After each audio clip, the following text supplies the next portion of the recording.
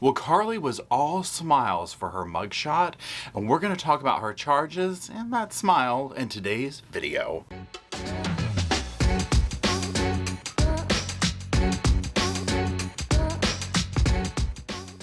Hello, Sofa Squad, and welcome back to the sofa.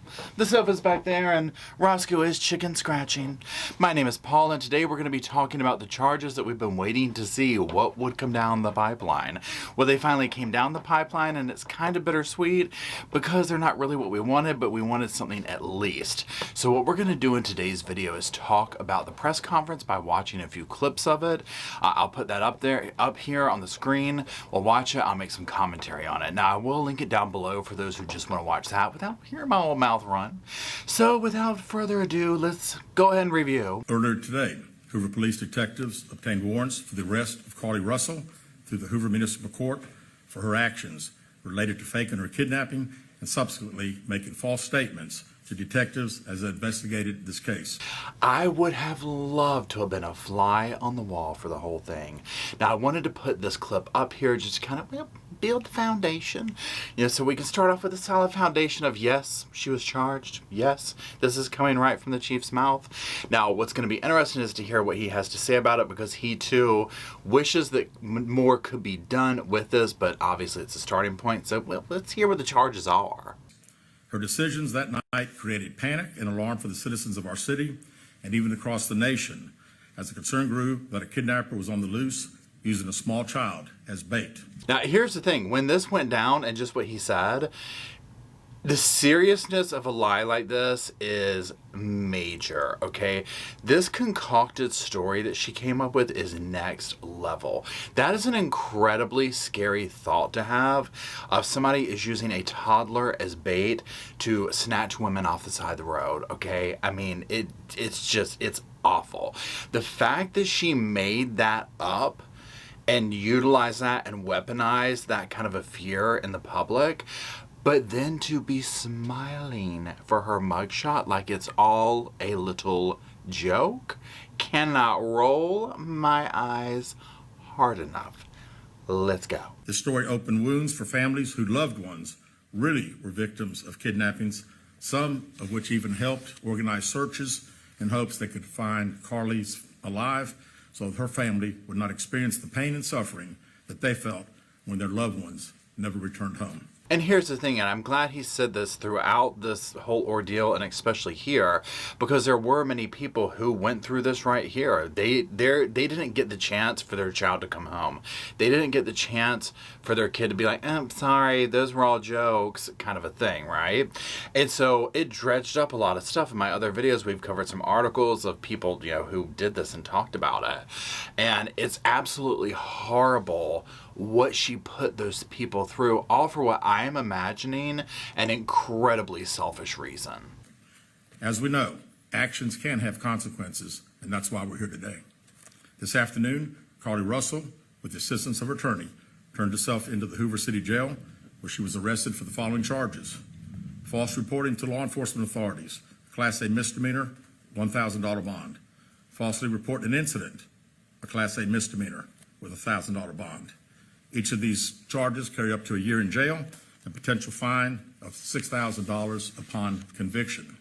It is a crying shame that that is all they can hit her with, because from what I can see, it looks like her parents are very successful. So these fines they're talking about, nothing. Even if they have to pay back the money and like all this kind of stuff, or figure out like the tally of it, like restitution basically, I don't think it's going to be an issue for them. And my whole thing is, what level of accountability is she being held to? I mean, she seemingly, allegedly, I wasn't there, I wasn't invited, had some kind of a birthday party over the weekend. I mean, how deep do her parents got pulled into this, and how much of it is, okay, well, we're dealing with a spoiled little girl, you know what I'm saying? Because that's what she's acting like and seems like. And again, the mugshot is like salt in the wound, right? It's almost like, and again, this is me just projecting or something, I don't know, or just reading into, an image or whatever. Basically, I'm saying that I ain't no professional, I can't be diagnosing nothing up in here at the sofa, but I'm just talking about the way it makes me feel, okay? And the picture makes me feel like she's laughing at us, like she is trying to get the last little bit of power of, I might be getting my mugshot, but I'm going to smile and have my hair combed and and look as best as I can. I'm not letting anybody get anything over on me, like that kind of vibe, right? But again, this is me completely reading into it. So let's look at the next clip. Judging from the amount of phone calls and emails that we've received from people all over the country, I know many are shocked and appalled that Ms. Russell is only being charged with 2 misdemeanors, despite all the panic and disruption her actions caused. Let me assure you, I too share the same frustration, but existing laws only allow the charges that were filed to be filed.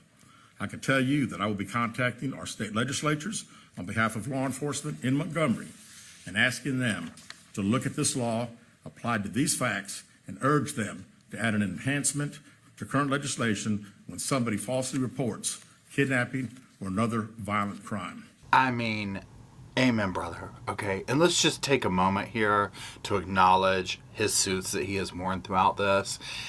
He looks real sharp, okay? We got to hand it down.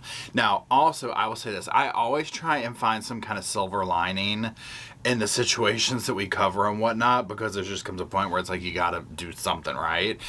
If they can get some kind of law passed to come down on things like this harder, okay, good. Because look at all the things we've seen recently. And this might not just be pertaining to Alabama, right? But just in general. Like, if this could start something, Rudy Farias, Carlee, Sherry Papini, who I think she's going to jail, right? But these, and that's just to name a few. These are just like semi-recent things that have gone down. But this stuff goes on, and to see that it's like a slap on the wrist, I mean, come on. Now, she is going to have an issue. She's going to be infamous now. But I have a feeling that she kind of likes that, right? I think in a way she likes this attention. That's the vibe I get. Anyways, I don't know anything. Let's keep going. One thing I would add is that we don't see this as a victimless crime. There are significant hours spent, resources expended as a result of this investigation. And not only that, but the many men and women who are civilians that wore those yellow vests on a hot afternoon and evening looking for someone they thought was abducted, trying to be of assistance.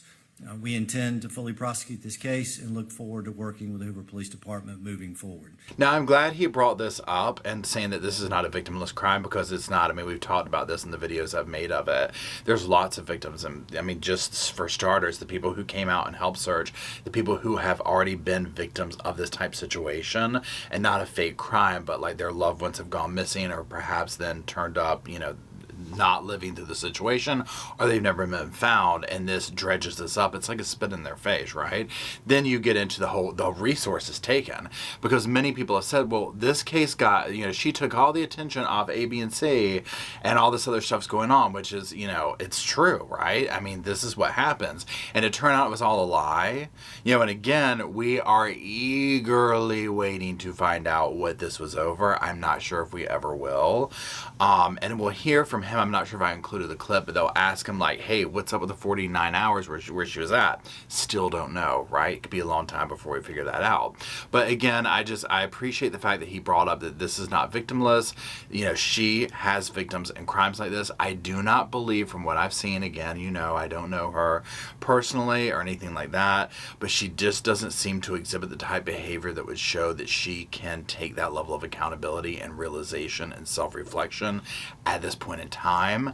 I would like to say maybe a year in jail would do that for her, but I don't know if she would really ever serve a day for this. Lisa Crane, WBTN 13. In an earlier press conference, you outlined some items she had taken from her employer. Any potential theft charges for that? Those would have taken place in another jurisdiction, so we would not have charges ourselves.